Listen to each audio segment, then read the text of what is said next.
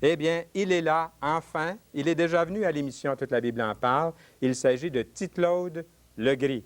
Salut Tite-Claude, comment ça va? Très bien. Oui? Ah oui, salut. Tu as l'air en forme. L'année passée, j'ai lu une de tes lettres ici sur les ondes. Tu m'avais écrit. Mhm. Tu te souviens de cette lettre-là que tu m'as Oui. envoyée? Qu'est-ce qui est arrivé donc pour que tu m'écrives cette fois-là? C'est parce que il y avait un frère dans le Seigneur qui avait la vidéo de l'émission de 1983.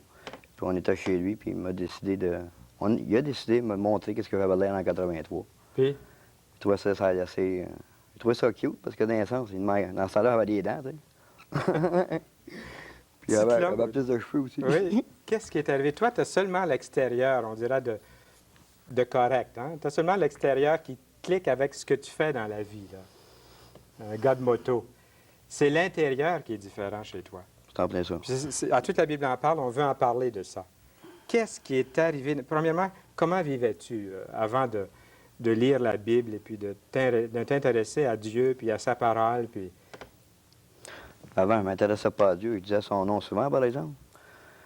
On a un langage assez vulgaire dans ce temps-là. J'ai vécu comme tous les gars de gang à ces époques-là. J'ai été élevé, si on veut dire, par des très bons parents, mais la ruelle a pris le dessus. C'était pas exagéré tantôt quand j'ai dit des motards, d'ex-motards qui étaient drogués, voleurs, meurtriers, alcooliques? Non. Est-ce que tu te souviens de quelque chose? Comment est-ce que tu vivais à cette époque-là? C'est dur à oublier, tu sais. Ouais. Tu peux pas oublier bien ton passé. Surtout avec la violence que je vivais dans ce temps-là, tu sais. Je peux te donner une anecdote. C'est qu'il y en a qui vont à la chasse pour ramasser des trophées, tu sais. Tu as une tête d'orignal puis mettre sur le mur de salon. Nous autres, on ramassait des cresses. Les cresses, c'est les couleurs qu'on met dans le dos des gars. Puis s'il y avait plus de sang après, c'était encore plus beau pour le mettre sur le mur, tu sais. Fait que c'est une anecdote que je te donne en passant. On allait à la chasse, là, mais à la chasse aux gars. Pour avoir des couleurs de d'autres clubs. Autrefois, les Iroquois, ils scalpaient. Non, on ne se calpe pas dans ce point-là. Là. Un gars t'a magané. Quand on va le lâcher, t'as magané. On en prenait une jouissance même, tu sais. Mais dis-toi qu'on n'était pas à jeun non plus. T'sais, dans ce temps-là, quand c'était 20 contre 20 ou 30 contre 30 dans les ruelles, des batailles comme ça, c'était assez laid. Fait qu'à pas du temps, mais t'étais gelé un peu, soit par la drogue ou la boisson. C'est ça qui donne un petit peu plus de force. Tu sais, un coup de batte de baseball, ça la face. Tu vois pas ça, il y a un, là, ça va être comme faux en liant, là. C'est dur. Qu'est-ce qui serait arrivé, Tite-Claude, si on s'était rencontrés à ce moment-là, puis j'avais dit, Tite-Claude, tu as besoin de Jésus-Christ dans ta vie. Puis ici, nous avons une Bible qui peut transformer ta vie. Lis-la. C'est bon pour toi, ça. Elle est revenue aussi vite que tu me l'as envoyé là. Sérieux? Ah oui? Ah oui? Tu n'aurais pas aimé ça? Non. Pourquoi?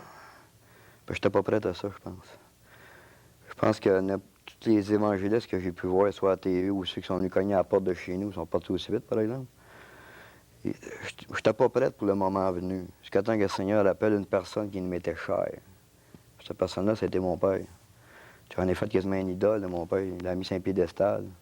Mais que lui prenne une débarque, là, ça, c'était pas pareil. Il a fallu que j'entende parler de la parole de Dieu. Qu'est-ce que c'est? Puis, Mais comment est-ce qu'il vivait, ton père? c'est un gars de blessé comme les autres. La même chose que toi? Pas tout à fait, là. T'as même moins rough un peu, là. Parce qu'il avait vieilli. Mais dans son jeune temps? Ça brossait. Oui. Ça brossait. Puis toi, tu as toujours connu ça, Oui, quasiment tout le temps. ton père et puis tout ça. Puis qu'est-ce qui est arrivé? Ton père avait changé, quoi? Oui, transformé. C'est parce que j'ai appris qu'il lisait la Bible, puis qu'il prenait plus un coup, il courait plus les femmes, puis tout le kit. Fait que, tu sais, quand t'apprends ça, ça fait mal. Fait qu'il est resté en Ontario dans ce temps-là. J'ai décidé d'aller le voir, moi, pour le transformer, qu'il devienne normal. Fait pour moi, c'était pas normal la dernière fois, hein. Fait qu'on a monté une coupe de gars là-bas, en Ontario. Fait qu'on a amené un peu de drogue, un peu de boisson. Ben, boisson, on l'a acheté là-bas. Elle a même amené ma blonde dans ce temps-là, tu sais. Encore que j'ai besoin d'y passer, c'est vraiment.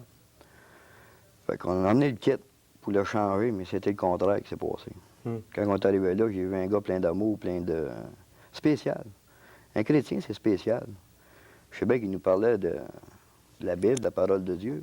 Il ne nous disait pas bien raide qu'on était des pécheurs, qu'on s'en allait en enfer, là. Il nous parlait d'amour, d'amour, d'amour. C'est bien beau, mais j'étais tanné d'entendre, moi, de l'amour. Ouais. Il y a une autre sorte d'amour que je croyais, mais celle-là, c'était pas pareil.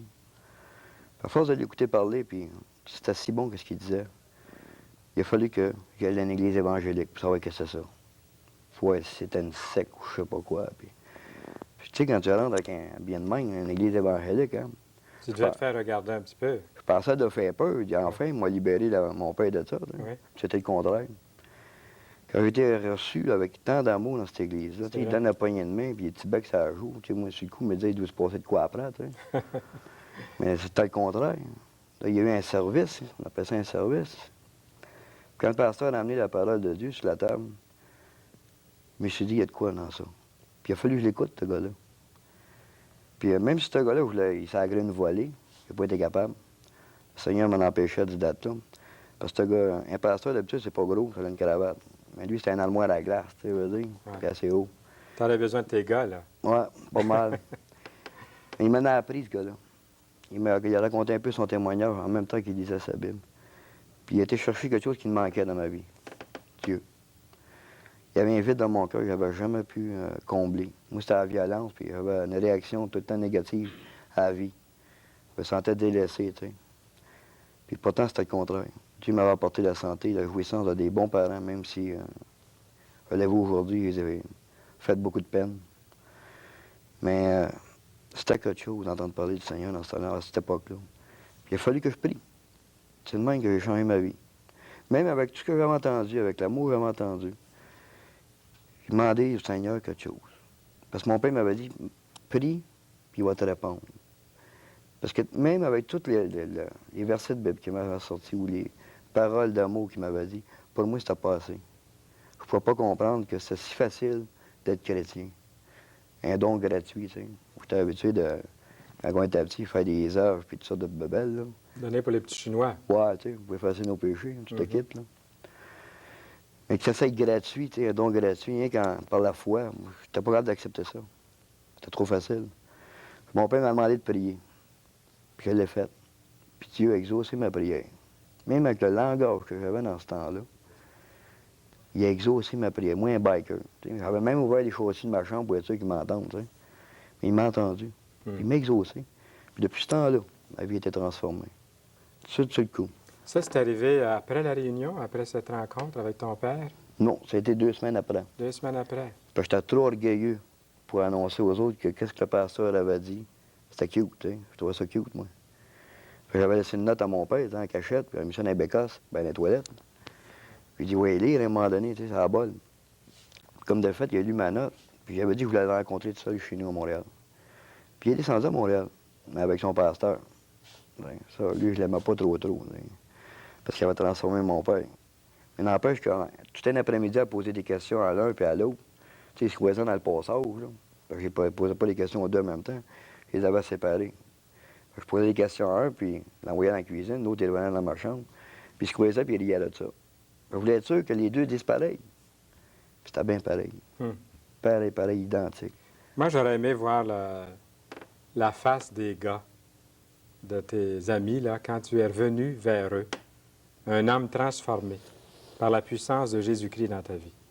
Oh boy. Te souviens-tu de quelqu'un? Ouais. Comment ça s'est passé? J'ai vidé à la place. C'est pas même qu'il aurait rentré avec une grenade dans les mains, dégoupillé, tu sais. Pourtant, tu es rentré avec la parole de Dieu. La parole de Dieu. Ayons peur de ça, c'est épouvantable. Puis j'ai commencé à lire la Bible. Peut-être bien avec ma Bible sur le coin, là, tu sais. Il y en a le temps, j'étais pas un chrétien à tout casser, là. Mais j'ai ouvert ma Bible, puis faut bien que je lise ça. J'avais de la misère à cacher quelques bouts. Puis je lisais surtout dans l'Ancien Testament, tu sais, au début. Puis c'était rien de la guerre et de la violence dans l'Ancien Testament. La plupart, c'est le peuple juif, comment est-ce qu'il évolue. Fait que j'aimais ça, lire la Bible.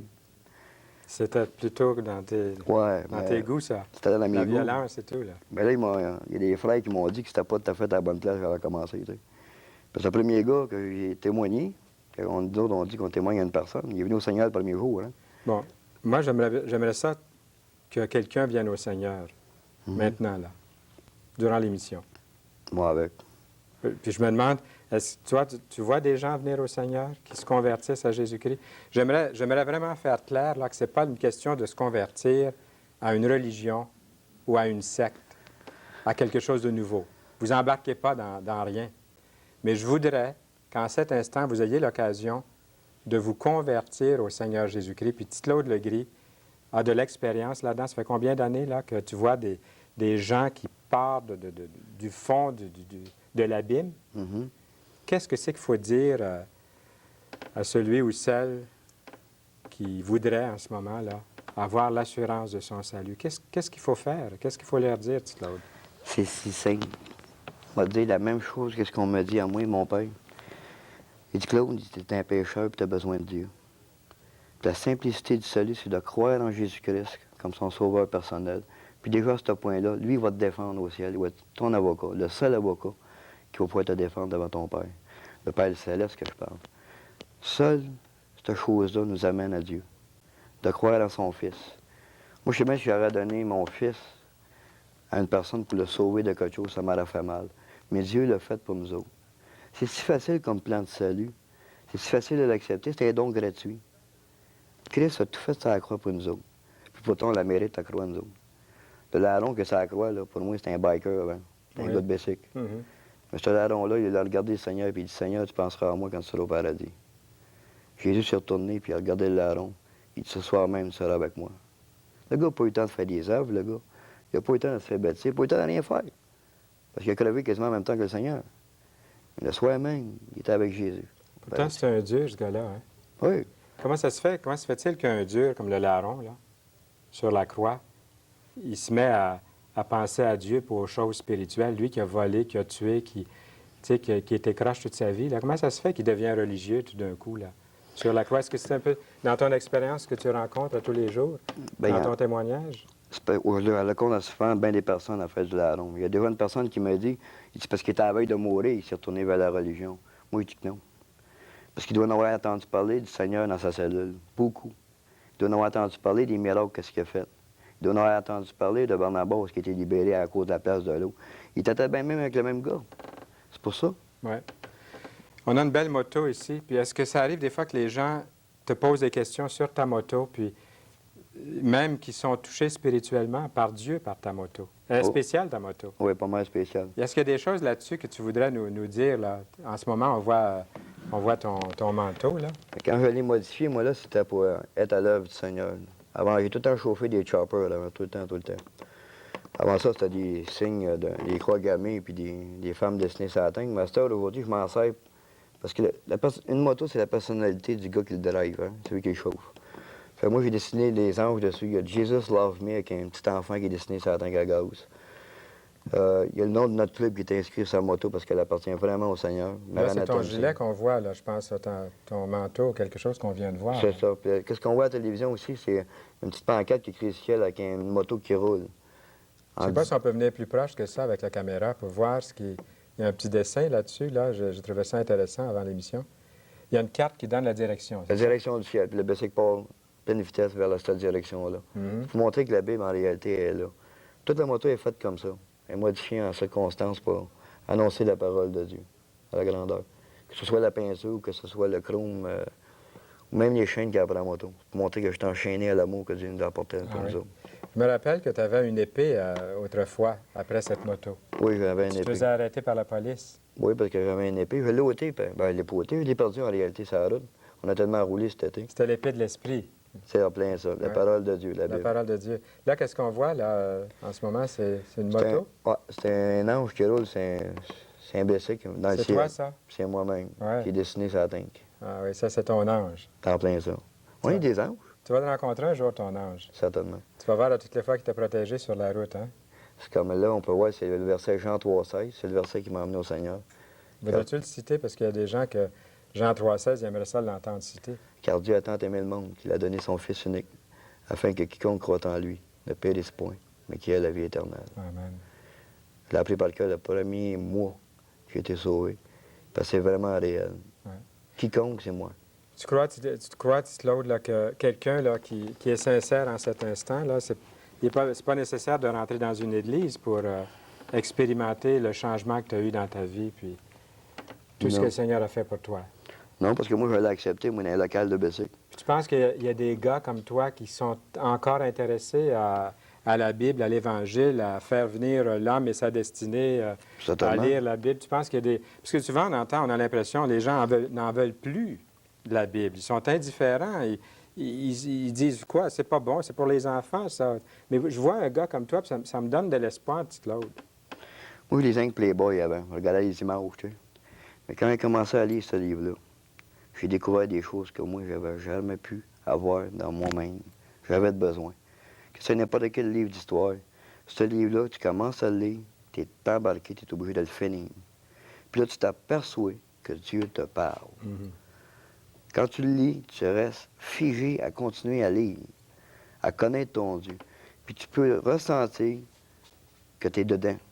Ton nom est écrit dedans. Tu ressens ça quand tu la lis, avec sincérité. Là. Tu lis pas ça comme un journal de Montréal. Je l'ai déjà dit à mon grain. Hein? Tu lis pas ça comme un catalogue de Simpson Sears, ça là. Mais lis avec foi que Dieu te parle, puis tu vas avoir des vérités. C'est ça qui va t'emmener à Dieu. Est-ce qu'il y aurait serait possible que des gens t'appellent ou t'écrivent suite à cette émission aujourd'hui? Si quelqu'un voulait te téléphoner après l'émission puis te parler, est-ce que c'est possible? C'est possible. Pour qu'ils puissent continuer, des gens qui sont peut-être désespérés un peu de la vie. Ils ont tout essayé comme toi. Puis... Il y en a plusieurs qui m'ont téléphoné déjà pour... As-tu un numéro de téléphone que tu peux juste donner comme ça? Ou... J'en ai un, mais là, je déménage bientôt. Oui. Fait que je ne pourrais pas te dire vraiment. Ils peuvent nous appeler. Certainement. Et puis, tu me donneras tes coordonnées. Certainement. Et puis, on mettra en contact ces gens-là avec toi. Certainement. On va prier avec eux autres, même. Prier avec eux autres. Faire la prière de... ce qu'on appelle la prière de repentance. S'ils veulent. Ou s'ils ont des besoins, on peut prier aussi pour les besoins qu'ils ont besoin. Est-ce que si quelqu'un voulait prier là, pendant une demi-minute, parce qu'il nous reste juste ça, une demi-minute de notre entretien, est-ce que tu veux faire une courte prière si quelqu'un voulait tout de suite régler cette question spirituelle? Certainement. Certainement. Avec plaisir. OK. Seigneur, mon Dieu, humble de service, Seigneur, que je suis, je te demanderai, mon Dieu, à toutes ces personnes qui nous écoutent en ce moment, Seigneur, s'il y a des cœurs qui ont besoin de toi, Seigneur, d'ouvrir ce cœur. Fais que des cœurs de pierre, Seigneur, soient transformés en cœurs de chair. Livre des cœurs comme Seigneur, comme tu as fait avec moi. Et je te remercie, mon Dieu, d'entendre cette courte prière et je te demande de l'exaucer, Seigneur, selon ta volonté.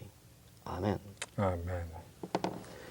Eh bien, on va revenir pour le mot de la fin. Et puis, je suis convaincu que quelqu'un a été touché par ce message aujourd'hui. J'en ai la conviction. Moi aussi.